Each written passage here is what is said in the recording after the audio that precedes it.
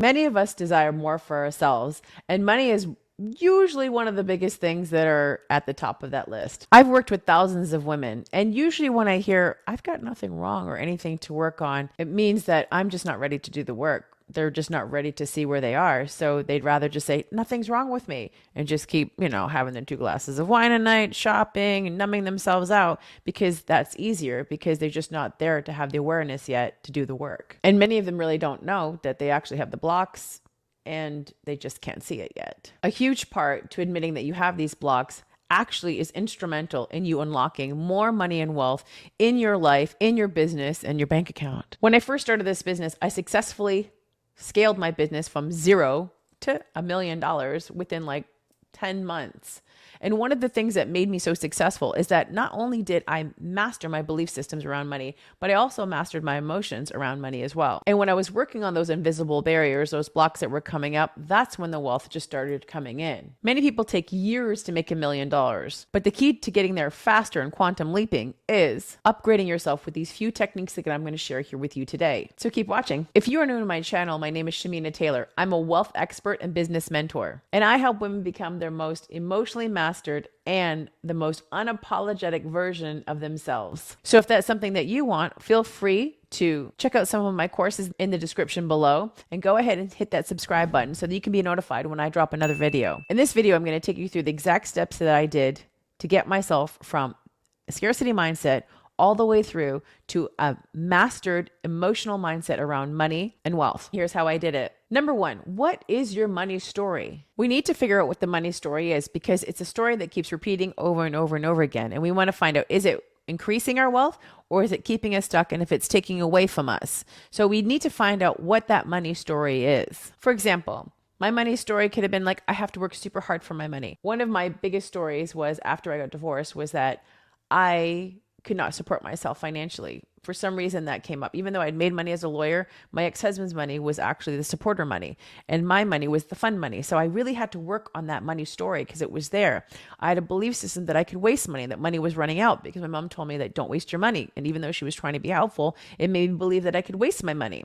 So I had to sit there and almost 1 year to work through the one belief that I could support myself. And now, it's sitting in my own home, it's in my name, I make all the money in the world, I was able to move through it. But if I still kept that belief around, could I have what I have now? It would have been a precursor and a block to me having the things that I want, right? I didn't really know that it was there until I started working on why is it hard for me to think that I can work, I can support myself? What was there? What did I have to really work through to get to the other side of that belief, so that I could get that story out and create a new story for myself that, you know what, I actually could support myself and my kids, and I didn't need someone else to help me. I can do it myself. And I told my mom one day when I started making money, she said, hey, put it away. Don't waste it. I said, Mom, please don't ever tell me that again. Because you told me I could waste my money. Guess what? I feel like I can waste my money and it can go away and it's not coming back anymore. She's like, oh, I didn't mean to do that. I was just trying, I know what she was trying to do, but don't impose your belief systems on me. I want to be free and know that I can have as much money as I want. But when people try to tell us what to do with our money, they're putting their self-limiting beliefs on us. I see it all the time in my feed on Facebook. I see people all the time imposing their belief systems on people on how they should be spending their money, what they should be doing. That's their issue. It has nothing to do with us. They can do what they want with their money. We do what we want to do with our money, okay? Number two, money is energy. Money is just an energy. It's always being replenished. It's always being replaced. Even though it's on a piece of paper, it's just an energetic frequency. If you can look at it as a tool, an energetic tool to help you keep allowing yourself to receive and use it to acquire the things that you want. It's just energy.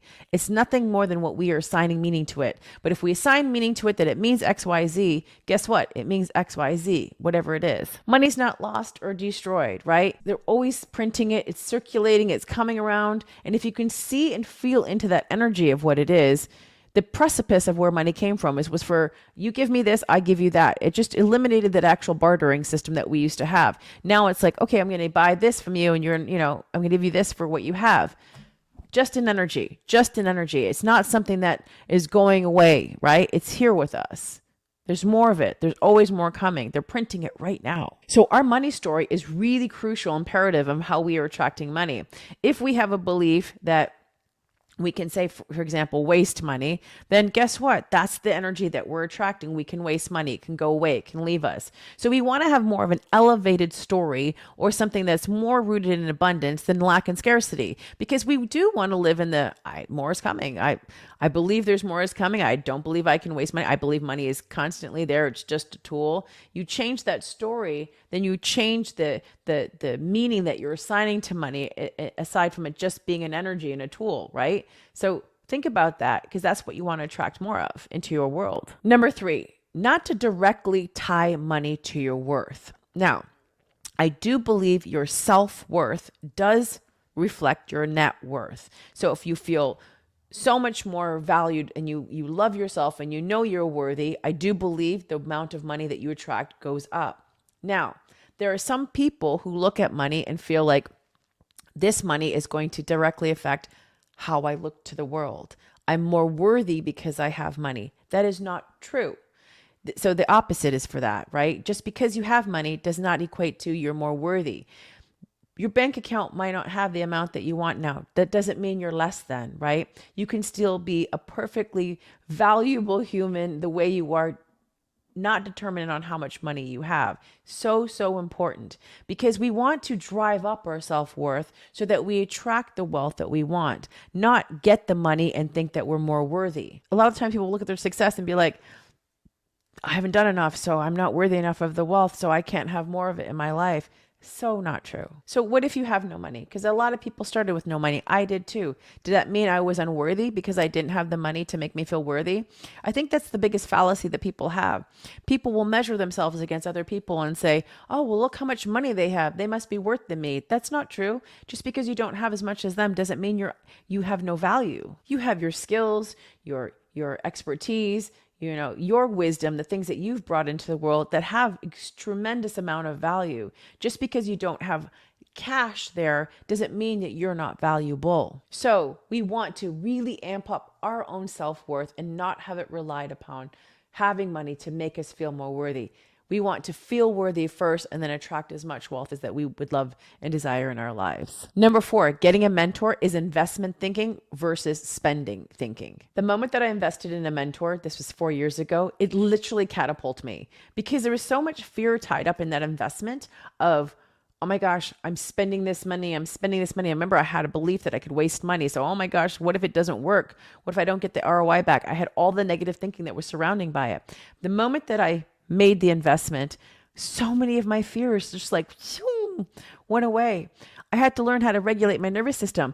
Because I was thinking about spending. I still had the mindset of exchanging time for money. I needed to have all the things. I needed to have all the time to make it worth the while of having this investment, versus looking at something now and saying, oh, I got one thing out of that and I invested $30,000. Well, that whole thing was worth, to me, this one belief that shifted inside of me. It's the difference. I have a valuation thinking versus a time versus, exchange of money. And so this is where it goes from like hiring a mentor as an investment versus like I'm spending money. When people are still thinking about spending money, they haven't elevated up to another thinking and another belief system around what abundance and wealth is. They're still limited. Many people are afraid to make investments in themselves because they're worried, what's the return? Am I going to get this money back? They look at it in such a limited way. But what if that investment expanded you beyond? For me, that investment I was talking about earlier turned into $300,000, let's say, a few months later, because I expanded myself so much.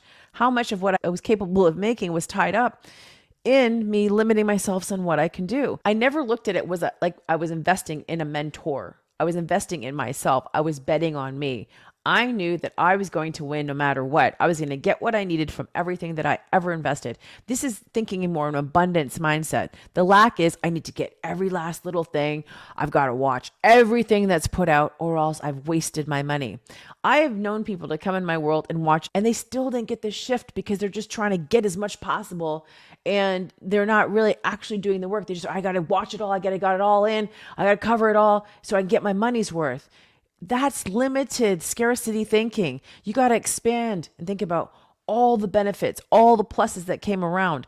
That thinking is what elevates you, right? Some people are afraid to make an $8 investment. They're thinking this $8 investment is going to change their entire lives. This is ridiculous. Someone thinks that an $8 program is going to change their life. They've got bigger problems that we can't even really handle right now. This is something where I know has stretched me with money, making bigger investments, bigger purchases, buying my Rolex, buying my G-Wagon, taking my kids on a 5-star vacation, going all the way top of the line, investing in venues to have a in-person event with, over 100 people showing up. Those are big things that have stretched me. I am not prepared to play small. I'm here to go big. And I know that there's more wealth out there. But if I play so limited and safe, guess what? It's limited and safe. You don't get rewarded for being safe. You know what you get? You get 1% or 3%, whatever cash back or interest that you get on your investment, putting your money in your savings account. That's what it is. I'm going out there doing big things, and this is why I'm attracting more wealth into my life. So we got to stretch ourselves in certain areas and see where are we getting stuck playing over the story over and over again that it's spending versus investing. When you get an investment mindset, every time you use money, it's going to feel like you're investing and not spending. Number 5, setting money boundaries. I don't lend money out. I just have a rule, because when we lend money out, it creates the feeling of lack inside of me because somebody owes me something. So I never want to feel like people owe me. When people owe me or I owe something, it affects my money and it creates a money leak inside of me. So I don't want that. I don't want to have that. It's going to get me off of my balanced energy and my expansiveness, feeling like, oh, I gave that person money. Like I hear people like, I loan them money and then they couldn't pay me back, but then there they are off to Disney World spending my money. And you get so mad, resentment grows. That affects you. That creates bigger leaks. It affects your energy. Just don't lend money out. If you want to give it with no strings, without saying, well, I gave you money back in 1997, or I did that for you. Don't do that. Don't do that stuff. Give it with no strings if you want to give it. So if you want those money leaks to disappear, you've got to patch them up. Take inventory. Look at your bank account. I watched my bank account even when it had no money in it to now having a lot. I watch it every day because what we watch grows. I look at my Stripe account. I normalize my income. I look at the things that where my money is sitting. Watch them. Look at them. You are a powerful person. Do not be afraid to look at your bank account. That kind of fear will only drive more money leaks up into your world. I used to do this thing where I paid and prayed with my debit card. I don't know if any money's in there. We're just going to try it. We don't want to be in that. We want to be powerful. We want to be able to have that mastery over money. We want to be the ones deciding what we're doing with it, right? So don't be afraid to say no to people when they are asking for money. No, complete sentence. That's it. I hope you enjoyed this video. And if you did, love to hear your comments below of what you might be implementing of the 5 things. Are you going to do all 5? Are you doing any of the 5? Or maybe there's something you'll implement tomorrow. I'm telling you, when you start practicing this, it's going to change everything about you. You can share your money stories below. You can share what you're implementing, maybe where you've borrowed money and how you're going to rewire it. I would love to hear from you. Also, if you have not got my book, Unlocking the Quantum Woman, go check out this book. It's amazing. It's on Amazon. It is also going to change your life. Trust me. Go look at the reviews. And if you've read it and you enjoy it, please go ahead and leave me a review. Also, go check out our podcast called Unapologetically Rich. This podcast is going to blow your mind. Everybody who listens to it says, I feel like you're just talking to me and you're like my bestie. And I'm like, hey, I'm here for you. So go check it out. Listen to it. Also, go ahead and leave us a review there. And if you haven't joined our Quantum Woman group, go ahead and do that. I've got many freebies for you to download. I've got something called my Daily Money Moves. Go check it out in the description below. Also, we have other programs and we have other classes that you can join. There's a lot of things. I have a lot of programs. So if you need help picking one of them, just message my team at support@shaminataylor.com. And if you're looking for higher level support, you want to invest in yourself because you're ready to invest, not spend, then book a call with one of our team members and you can find out exactly what program's best for you. All right, stay tuned for another video. Bye for now.